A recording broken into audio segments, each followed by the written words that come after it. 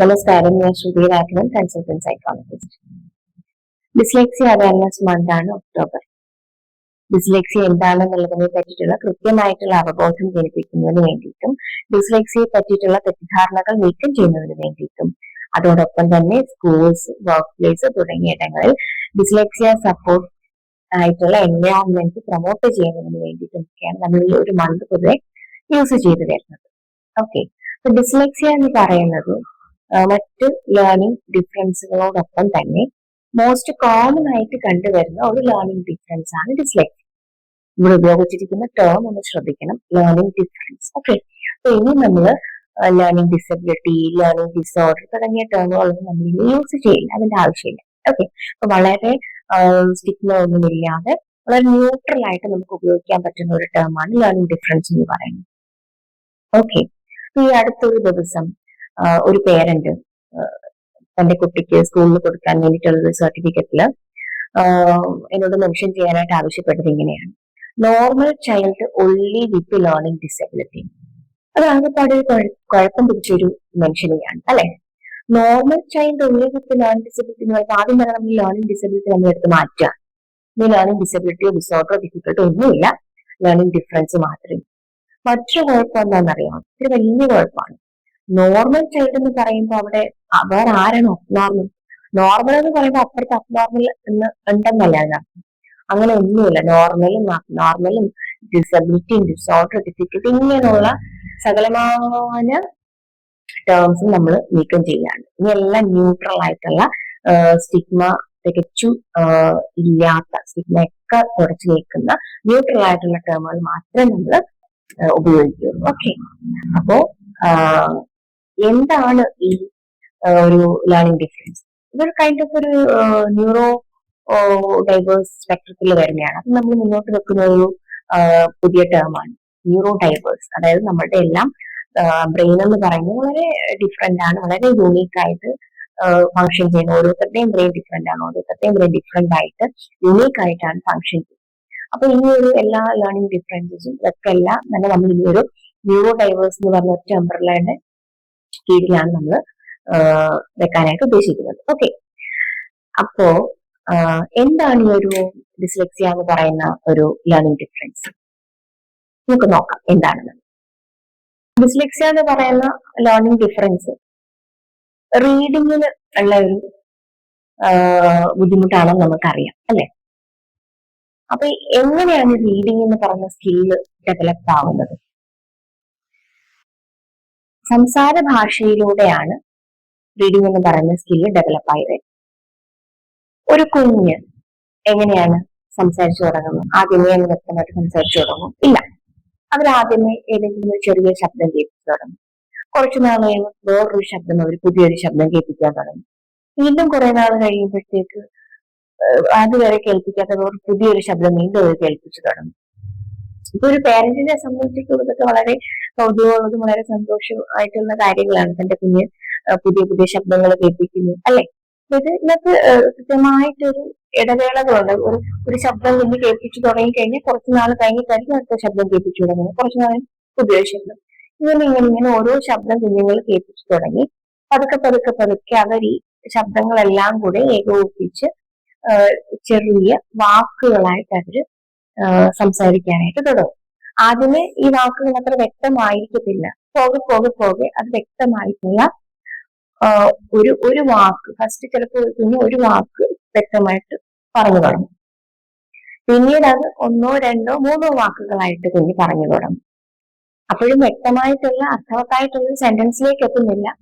ഒരു വാക്ക് പറഞ്ഞു തുടങ്ങിയ കുട്ടി പിന്നീട് 1, 2, 3 വാക്കുകൾ ചേർത്ത് ഇങ്ങനെ പറയും. അതിനും ഡെവലപ്പ് ആയിട്ടാണ് മീനിങ് ഫുൾ ആയിട്ടുള്ളൊരു സെന്റൻസ് കുട്ടി പറയാനായിട്ട് തുടങ്ങുന്നത്. ഇങ്ങനെയാണ് ഒരു കുഞ്ഞിന്റെ സ്പീച്ച് ലാംഗ്വേജ് ഡെവലപ്മെന്റ് അല്ലെങ്കിൽ സംസാര ഭാഷ വികസിച്ച് ഡെവലപ്പായി വരുന്നത്.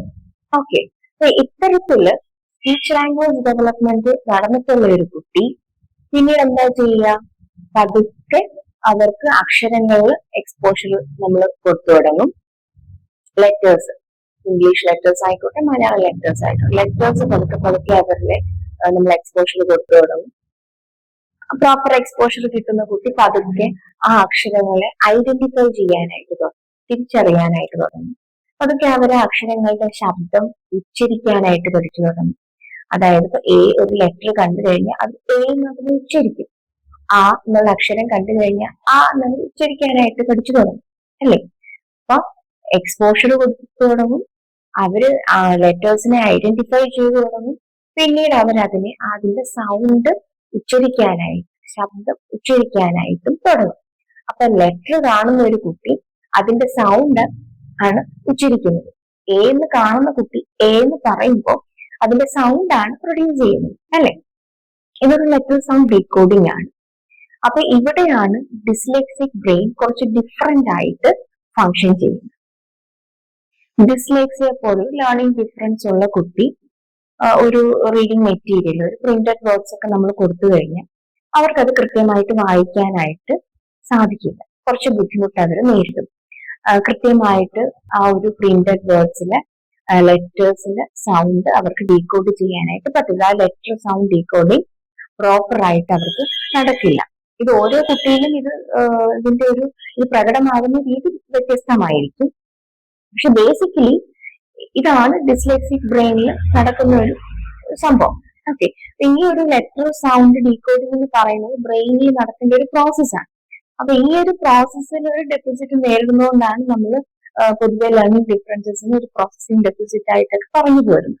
ഓക്കെ, അപ്പൊ ഇത് ഓരോ കുട്ടികളും ഞാൻ പറഞ്ഞു വളരെ വ്യത്യസ്തമായിട്ടായിരിക്കും. ചില കുട്ടികൾ ലെറ്റർ ഉച്ചരിക്കുന്നുണ്ടാകാം, അവർ ലെറ്റർ പറയുന്നുണ്ടാകാം, എ കണ്ട എ, ബി കണ്ട ബി, ഇങ്ങനൊക്കെ പറയുന്നുണ്ടാകാം. ഇപ്പൊ റീഡിംഗ് മെറ്റീരിയൽ കൊടുത്ത് അവർക്ക് ചേർത്ത് വായിക്കാൻ അറിയുന്നുണ്ടാവില്ല. അവര് ഇപ്പൊ ഒരു വൺസ് അപ്പോൺ എ ടൈം എന്നൊക്കെ ആണെങ്കിൽ അപ്പൊ O N C E U P O ഇങ്ങനെ ആയിരിക്കും ലെറ്റർ ബൈ ലെറ്റർ റീഡിംഗ് നമ്മൾ പറയും. ചില കുട്ടികൾ എന്താ അത് ഉണ്ടാവില്ല, അവർക്ക് ആ ലെറ്ററിന്റെ ഇൻഡിവിജ്വൽ ലെറ്ററിന്റെ സൗണ്ട് പോലും അവർക്ക് ഡീകോഡ് ചെയ്ത് ഉച്ചരിക്കാനായിട്ട് പറ്റുന്നുണ്ടാവില്ല. പിന്നെ ചില കേസുകളിൽ അവർക്ക് പുതിയൊരു വേർഡ് മീനിങ് നമ്മൾ പഠിപ്പിച്ചു കൊടുക്കുമ്പോൾ ആ വേർഡ്സിന്റെ മീനിങ് നമുക്ക് കൃത്യമായിട്ട് സ്റ്റോർ ചെയ്യാനോ പിന്നീട് റിട്രീവ് ചെയ്യാനോ ആയിട്ടൊക്കെ ഉള്ള ഒരു ബുദ്ധിമുട്ട് നമുക്ക് കണ്ടുവരുന്നുണ്ട്. പിന്നെ അതേപോലെ തന്നെ അവരുടെ ഉള്ളിലുള്ള ഐഡിയാസ്, ആശയങ്ങളെ കൃത്യമായിട്ട് എക്സ്പ്രസ് ചെയ്യാൻ, കമ്മ്യൂണിക്കേറ്റ് ചെയ്യാൻ ഒരു ബുദ്ധിമുട്ട് നേരിടുന്നുണ്ടാവും. ഒരു വേർഡ് നമ്മൾ കുട്ടികൾക്ക് പറഞ്ഞു കൊടുക്കുമ്പോൾ അതിന്റെ സ്പെല്ലിംഗ് കറക്റ്റ് ആയിട്ട് എഴുതാനായിട്ട്, കേൾക്കുന്ന വാക്കിന്റെ അതിലെ ആ ലെറ്റേഴ്സിന്റെ ശബ്ദം പ്രോപ്പറായിട്ട് ഡീകോഡ് ചെയ്യാൻ പറ്റിയാലേ അത് കറക്റ്റ് ആയിട്ട് സ്പെല്ല് ചെയ്യാനായിട്ട് അത് പറ്റുള്ളൂ. അപ്പൊ സ്പെല്ലിംഗ് എറേഴ്സ് അവർക്കൊരു കോമൺ ആയിട്ട് കണ്ടുവരുന്ന ഒരു ബുദ്ധിമുട്ടാണ്. ഇതാണ് ശരിക്കും ഡിസ്ലെക്സിയ എന്ന് പറയുന്നത്. ഓക്കെ, അപ്പോ അടുത്തൊരു വീഡിയോയിൽ നമ്മൾ ഒരു പ്രോപ്പറായിട്ട് ഡിസ്ലെക്സിയയുടെ സിംറ്റംസ് എന്താണ്, ഓക്കെ, സിംറ്റംസ് എന്ന് പറയുമ്പോൾ കോമൺ ആയിട്ടുള്ള സിംറ്റംസ് ആയിരിക്കും നമ്മൾ പറയുന്നത്. അത് ഓരോ കുട്ടിയിലും വ്യത്യസ്തമായിട്ടായിരിക്കും കണ്ടുവരുന്നത്. അപ്പം സിംറ്റംസ് എന്താണെന്നുള്ളതും എങ്ങനെയാണ് ഡിസ്ലെക്സിയ ഐഡന്റിഫൈ ചെയ്യുന്നതെന്നുള്ളതും അതിന്റെ ഒരു സ്ക്രീനിങ് ടെസ്റ്റും ഒക്കെ തുടർന്നുള്ള വീഡിയോസിൽ പരിചയപ്പെടുത്താം. ഇന്നത്തെ വീഡിയോയിൽ ഒരു ബേസിക് ഡിസ്ലെക്സിയ എന്താണെന്നുള്ളൊരു ബേസിക് അവയർനെസ്, ഒരു അവബോധം മാത്രമാണ് ഞാൻ ഉദ്ദേശിച്ചിട്ടുള്ളത്. ഡിസ്ലെക്സിയ എന്താണെന്ന് വ്യക്തമായി ഞാൻ വിശ്വസിക്കുന്നു. അപ്പൊ തുടർന്നുള്ള വീഡിയോസ് കൃത്യമായിട്ട് നിങ്ങളിലേക്ക് എത്താനും അത് കാണാനും ആ അറിവ് മറ്റുള്ളവരിലേക്ക് പങ്കിടാനായിട്ടും ഒക്കെ ഈ വീഡിയോ ലൈക്ക് ചെയ്യാനും യൂട്യൂബ് ചാനൽ സബ്സ്ക്രൈബ് ചെയ്യാനായിട്ടൊക്കെ മറക്കരുത്. അവ കാര്യങ്ങളും കൂടെ ചെയ്താൽ നമ്മൾ ഉദ്ദേശിക്കുന്ന രീതിയിൽ ഇത് എല്ലാവരിലേക്കും എത്തുകയും. Okay, thank you.